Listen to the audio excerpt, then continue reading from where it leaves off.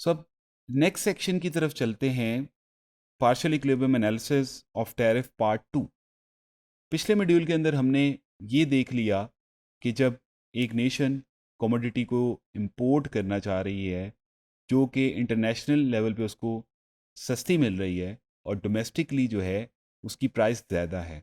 अब इस मॉड्यूल के अंदर हम देखते हैं, अगर नेशन वो $1 पे नहीं लेती और टैरिफ लगाती है, और हमने जैसे पहले बात की कि नेशंस टैरिफ लगाती हैं और उसके डिफरेंट रीज़न हैं जो हम आगे चल के एक्सप्लोर करते चले जाएंगे।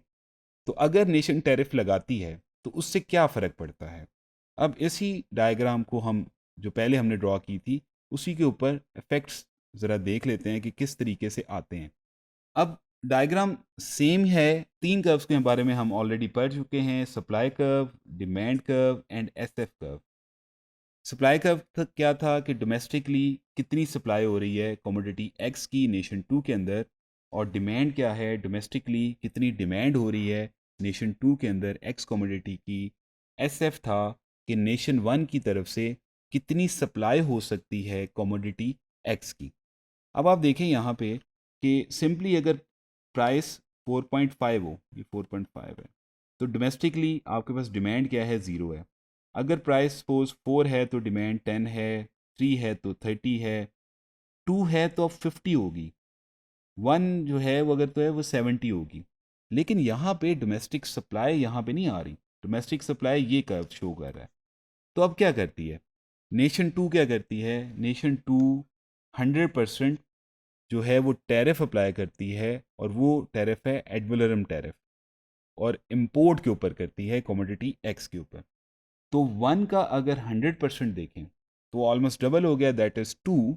तो अब जब टैक्स लगता है, ये आप टैरिफ या टैक्स को कह लें, एसएफ के ऊपर जब टैक्स लगा तो जो सप्लाई थी 1 के ऊपर वो सप्लाई उठ के चली गई 2 के ऊपर, और ये आपके पास इंटरनेशनली जो नेशन 1 है उसका सप्लाई कर्व बन गया एक्स कमोडिटी के ऊपर, जहाँ पे वो $1 में या $1 के ऊपर चीज़ बेचने के लिए तैयार थी।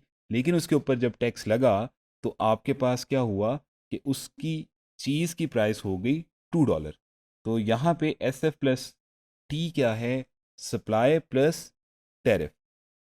अब इसके ऊपर दो तीन तरह के इफेक्ट आएंगे।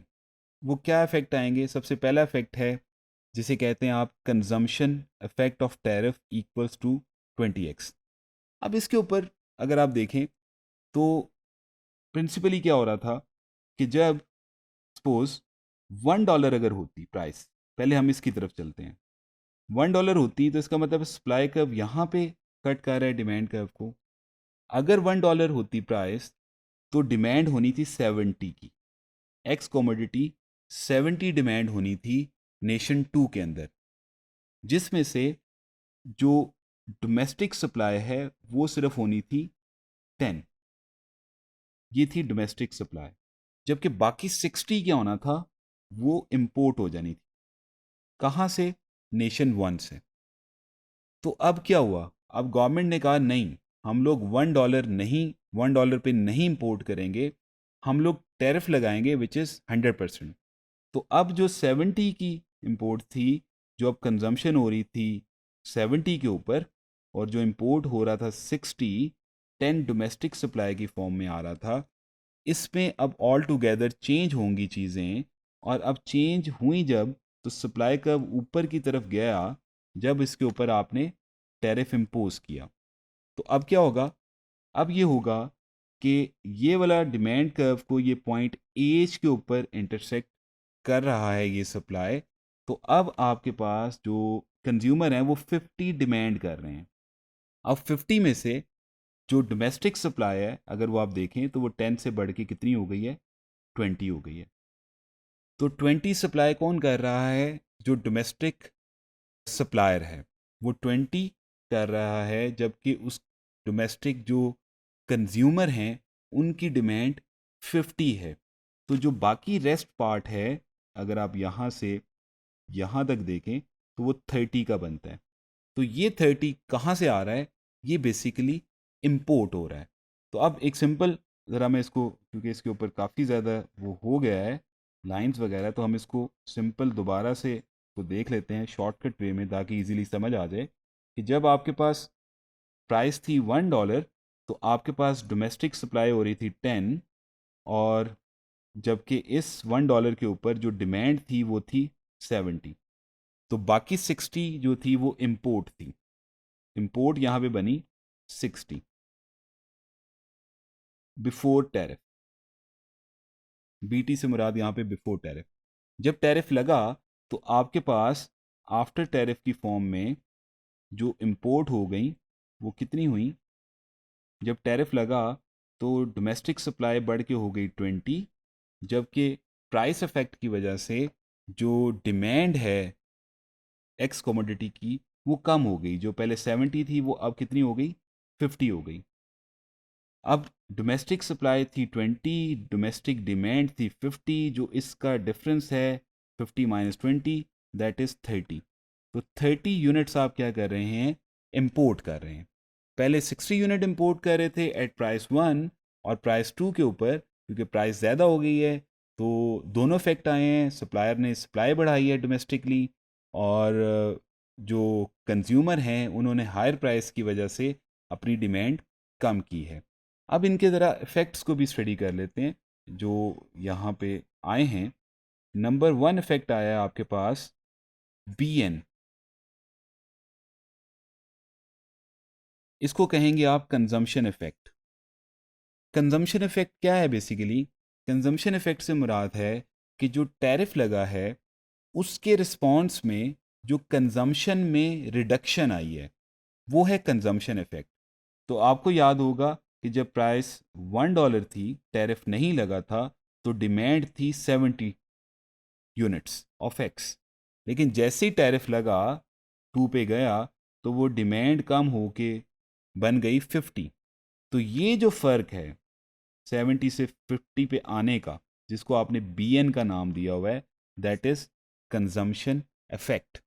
दूसरी साइड पे है जी आपके पास दूसरा इफेक्ट आता है प्रोडक्शन इफेक्ट। प्रोडक्शन इफेक्ट कैसे आया? प्रोडक्शन इफेक्ट ऐसे आया कि जब डोमेस्टिकली जो प्रोड्यूसर हैं उनको प्राइस पहले 1 मिल रही थी, अब अगर 2 मिलेगी तो वो पहले से ज़्यादा चीज़ को सप्लाई करना चाहेंगे। तो ये जो 10x चेंज आया है 10 से 20 तक का, दैट इज़ प्रोडक्शन इफेक्ट। मैं कह रहा हूँ इसको PE। जबकि जो 20 का रिडक्शन आया था इसको मैं कह देता हूँ जी कंजम्पशन CE। सपोज फर्स्ट किया मैं इसको ये नाम दे रहा हूँ, ऑल दो आप इससे भी इसको रिप्रेजेंट कर सकते हैं CM। आगे आपके पास प्रोडक्शन इफेक्ट, क्योंकि पहले 1 जब प्राइस थी तो 10 डोमेस्टिक सप्लाई थी, लेकिन जैसे प्राइस बढ़ी तो डोमेस्टिक प्रोड्यूसर ने चीज़ को ज़्यादा बनाना शुरू कर दिया और सप्लाई बढ़ा के कर दी 20। तो जो ये गैप है दैट इज़ ऑफ 10, तो आपके पास जो प्रोडक्शन इफेक्ट आया है वो 10 का आया है। सो नेक्स्ट चीज़ है trade effect. So trade effect equals to 30x that is BN plus CM। तो हम ये भी कह सकते हैं कि trade effect is equal to consumption effect plus production effect. It means कि कितनी कंजम्पशन में चेंज आया है वो, और प्लस आपके पास जितना प्रोडक्शन के अंदर चेंज आया है, वो दोनों को मिलाएंगे तो it will be called as trade effect. एक और इफेक्ट आता है which is known as revenue effect. अब रेवेन्यू इफेक्ट क्या है यहाँ पे? रेवेन्यू इफेक्ट से मुराद ये है कि जब गवर्नमेंट टैरिफ लगाती है तो उसके रिस्पॉन्स में उसको कुछ पैसे मिलते हैं। अभी हमने बात की रेवेन्यू की, तो गवर्नमेंट ने जब पर कमोडिटी जो है 100% एड वैलोरम टैरिफ लगाया तो उस केस के अंदर आपके पास हर कमोडिटी के ऊपर $1 आपको टैक्स मिलना शुरू हो गया। और जब टैरिफ लगा तो अगर आप इस ग्राफ में देखें, जो इम्पोर्ट्स थी पहले 60 थी, यहाँ से यहाँ तक 60 थी, और अब वो कम होके हो गई हैं ये इस 30, 20 टू 50। 30 यूनिट्स आप क्या कर रहे हैं? इंपोर्ट कर रहे हैं। और अगर एक यूनिट के ऊपर $1 टैक्स लगता है, दैट मीन्स आपके पास $30 टैक्स रेवेन्यू की फॉर्म के अंदर या टैरिफ रेवेन्यू बनेंगे आपके गवर्नमेंट के। इस वजह से इसको कहा जा रहा है revenue effect which is equal to $30। Dollar क्यों है 30? क्योंकि 30x इम्पोर्ट हुआ है, तो हर इम्पोर्टेड गुड के ऊपर $1 टैक्स लगा है। तो 30 into 1 which is equal to 30, और $30 की फॉर्म में आप इसको रिप्रेजेंट करेंगे। और ग्राफिकली अगर आप देख रहे हैं तो ये एक बेसिकली रेक्टेंगल है जिसको आप MJH और N, ये एक रेक्टेंगल बन रही है जो आपके रेवेन्यू जो है इफेक्ट्स को एक्सप्लेन कर रही है। तो ये एक टैरिफ के इफेक्ट्स होते हैं। अगर आप देखें जब टैरिफ लगा तो प्रोड्यूसर भी इससे अफेक्ट हुआ है, कंज्यूमर भी इफेक्ट हुआ है, देन गवर्नमेंट भी इफेक्ट हुई है। अब इफेक्ट पॉजिटिव भी हो सकते हैं, नेगेटिव भी हो सकते हैं। फर्स्ट लुक अगर आप इसको देखें तो आपको नज़र आएगा कि कंज्यूमर लॉस में चल रहा है यहाँ पे, क्योंकि कंज्यूमर को अब ज़्यादा प्राइस देनी पड़ रही है। अगर इम्पोर्ट करनी थी तो फ्री फॉर्म में करते, टैरिफ ना लगते, तो कंज्यूमर को बहुत फ़ायदा होता। लेकिन जब टैरिफ लगा है तो प्रोड्यूसर को थोड़ा सा फ़ायदा हुआ है, क्योंकि प्रोड्यूसर ने पहले से ज़्यादा चीज़ बेची है। और उसके साथ साथ क्या हुआ है कि आपके पास गवर्नमेंट को भी फ़ायदा हो गया, क्योंकि गवर्नमेंट ने जब टैरिफ लगाया है तो उसके रिवॉर्ड में उसको $30 हर कमोडिटी के ऊपर $1 उसको जो है वो रिटर्न मिल रहा है। That is known as revenue effect.